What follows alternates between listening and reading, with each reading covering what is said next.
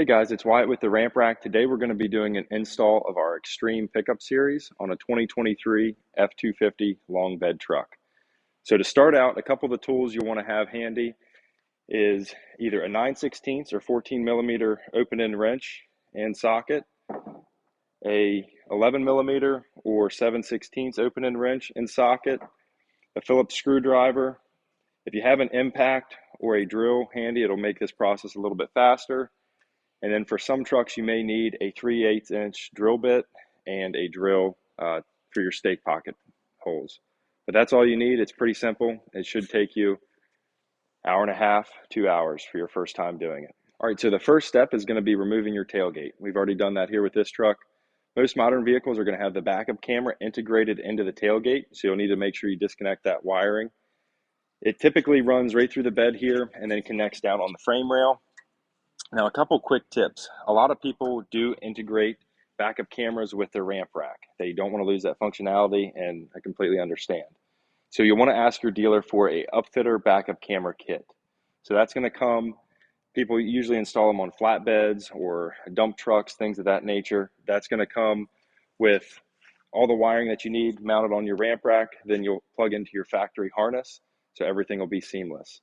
If you're not going to put your backup camera on your ramp rack, you want to either go in the glove box or under the front seat. There'll be a couple plastic plugs that you'll want to seal off the connection, so that way salt water, stuff like that doesn't get into the connections and corrode your factory harness. The next step is going to be installing your stake pocket mounts, which look like this. There's going to be 4 of them included.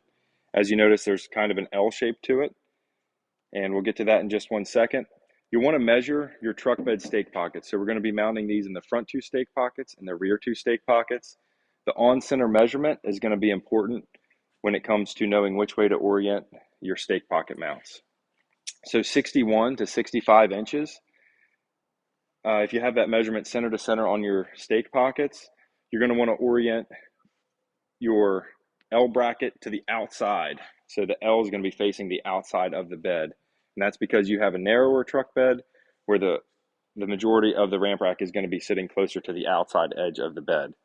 Now, if your center to center measurement is 65 to 69 inches, you want to orient them facing the inside of the bed like this, because you have a wider truck bed and the ramp rack is going to sit closer to the inside of the truck bed. Another thing you'll want to double check at this point is the depth of your stake pockets.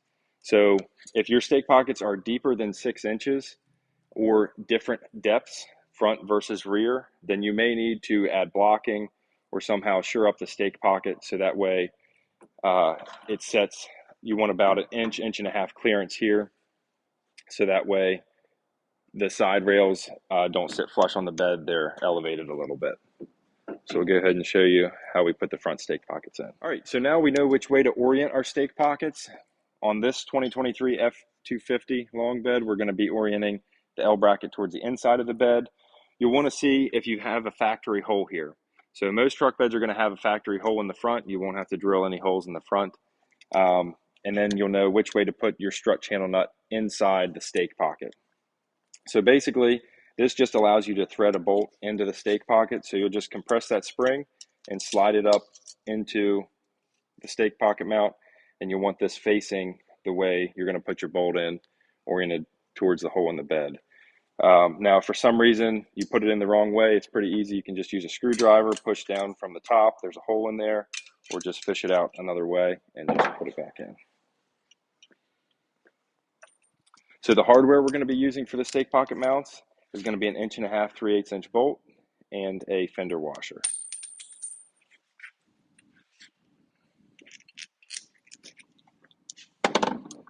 So you'll find the strut channel nut and go ahead and start threading in your bolt, and then slide the stake pocket down. You will want to put Loctite on all the hardware that we're doing today, so that way it doesn't vibrate loose.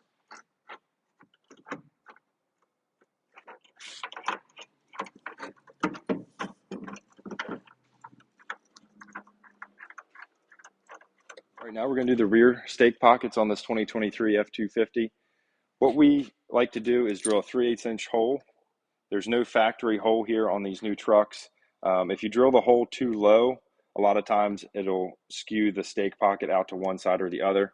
So we like to drill the hole about an inch from the top of the side rail here. And again, it's a 3/8 inch hole. And as you see, then you'll mount your bolt just like that. All right, so the next step is going to be installing the front portion of your ramp rack. So we're installing a PU200, which is going to be the back glass protection and the shelf. If you're just either installing a 100 or a 300, you can go ahead and install that on the front. But the first step with the PU200 is to install the shelf. So what we're going to do, we orient the front rack in this position, and then you're going to want to go ahead and prepare your shelf for install. All right, so you'll want your shelf lips to be oriented upwards like this, and then you're going to install your extruded U-nuts, 16 extruded U-nuts on the outside edge of the shelf like this. You want to make sure this outside edge is the flat part of the U-nut.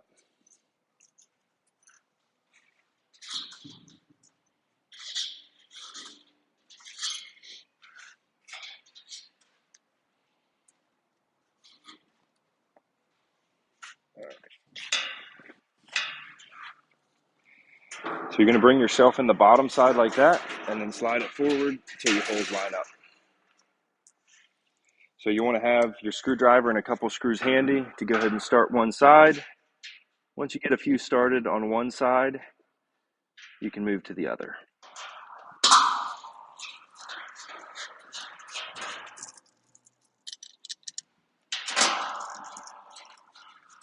All right, so once you've installed the 4 screws on either side, you're going to want to go ahead and flip it forward so you can install the screws on the back side. There's 8 on the back side of the shelf here.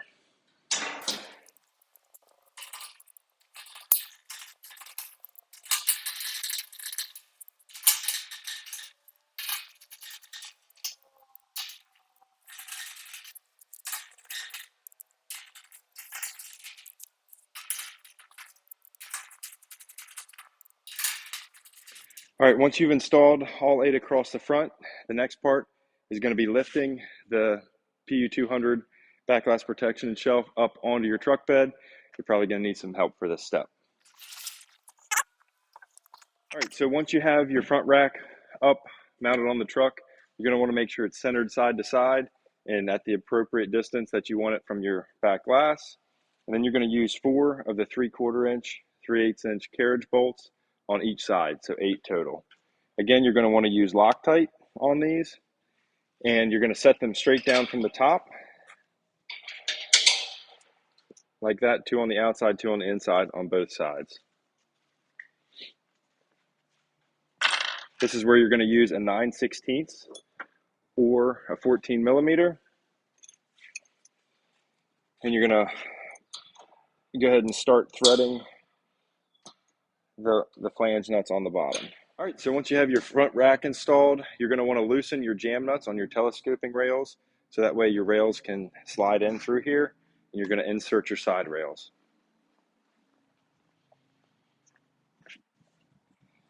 So when you insert your side rails, you want this flat metal piece to be just like that.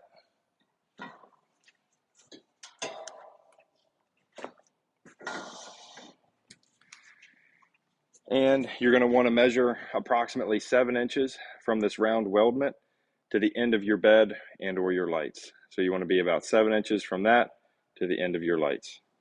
You can move that in and out as you need to for your equipment and to close and open the gap between the dovetail and the bed.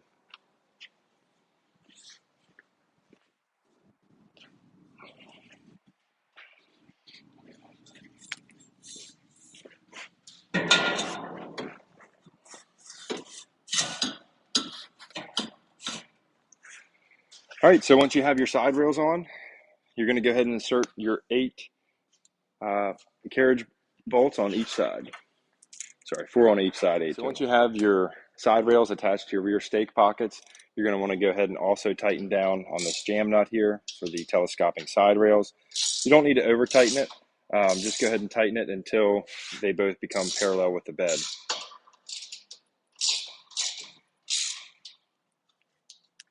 All right, so the next step is going to be to prepare your adjustable hitch for install. You also want to have your pins handy here. If you have a larger than a 2-inch receiver, you're going to need a sleeve. So this is a 2.5-inch receiver on this truck. So we have a 2.5-inch to 2-inch reducer in here. And you're going to want to go ahead and just place your hitch part way in here.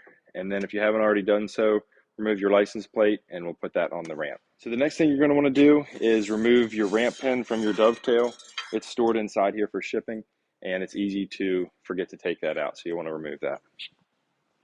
All right, so the next thing you're going to do, you're going to pull your dovetail out of the crate and orient it so you have access to the bottom of the dovetail here. This is called your A-frame. So you're going to mount your A-frame into your dovetail with these holes facing up, and you're going to use 6 3/4-inch long 3/8-inch carriage bolts and locking flange nuts. Again, Loctite on these. 3 on this side and 3 on the other side. At this time, if you have the quick disconnect option, you're going to go ahead and install your jack, and then you're going to install your jack locking bracket with 1.5-inch 3/8 carriage bolts here, locking that into place. You're going to want to make sure that the shaft is coming off of typically the driver's side. You could do it on either side, but typically we mount it on the driver's side. And then your handle mount is going to go right here with the big hole facing up. One critical step here is sometimes if people flip that around the other way, this handle might be not parallel with the ground, it would be slanted, and that can put extra strain on your jack and cause this to break.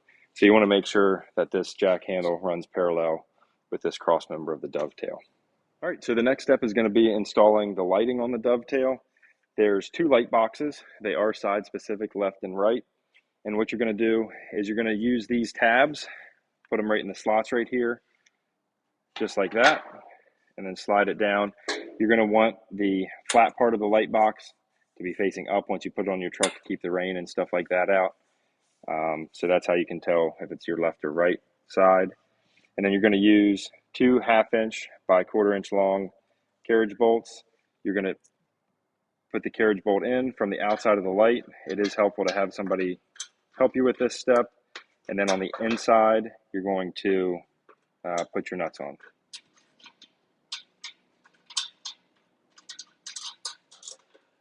All right, so once you have your light boxes installed on both sides, you're going to run your wiring. So your wiring is side specific as well. So you're going to have a red marker light and a pigtail for your 6-inch oval light on either side. The side with the clear light here, about a foot back from the end of the harness, is going to be your tag light. That's going to be on the driver's side. So this is going to be your left turn signal. That's going to be your right turn signal. And you go ahead and install the wiring through these channels here across the dovetail. And then the 4 flat portion that you plug into your vehicle, you're going to run up the center of this cross member and attach it with the supplied zip ties like so. All right, so we're almost ready to install the dovetail onto the truck. If you have the quick disconnect and you have that installed, one quick tip is going to be to measure from the ground to your truck bed. In this case, we have about 36 inches. And then you're going to want to extend your jack to that same measurement from here to the bottom of your jack, 36 inches. So that way when you lift your dovetail, it'll give you some extra support. If you don't have the quick disconnect, it's still manageable, but it's handy to have 1 or 2 other people help you with this step.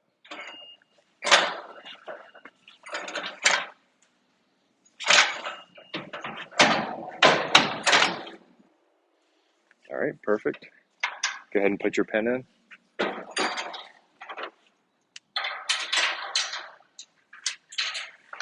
All right, and it is handy to have your pins for your quick disconnect, or if you don't have that feature, the 2.5-inch long bolts go in up top. Once those are in, then you can safely let go of the rest of the dovetail. And at this time, you want to make sure that your dovetail is sitting parallel to the ground and the rest of your truck. So if it's not parallel, if it's sagging in the rear, you can go ahead and just lift up a little bit more on the back of this dovetail and either use your jack to get that angle just right, or have somebody hold this while you put in the 2 pins underneath.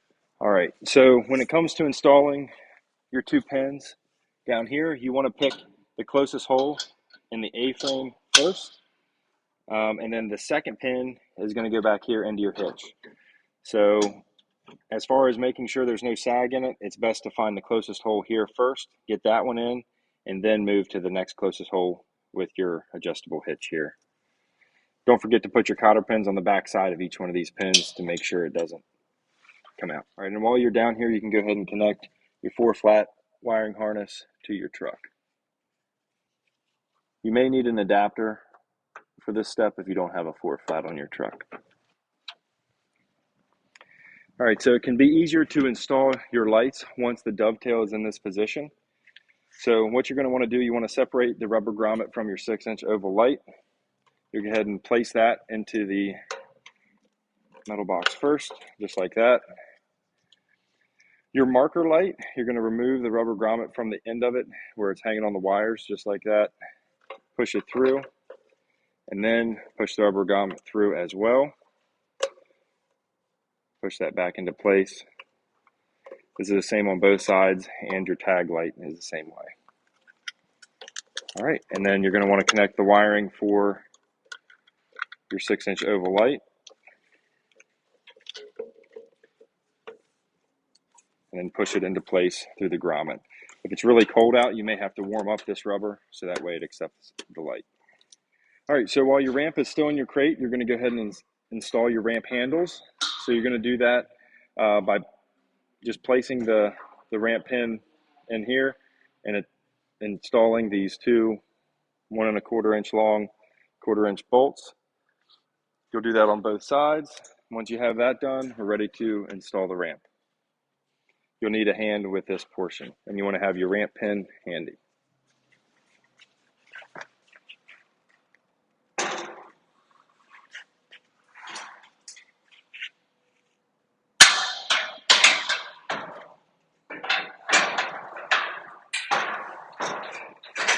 All right, so when you're putting your ramp pin in, you want to pay close attention to the end of the ramp pin. Make sure that that teardrop is in the down position as you continue to move it over.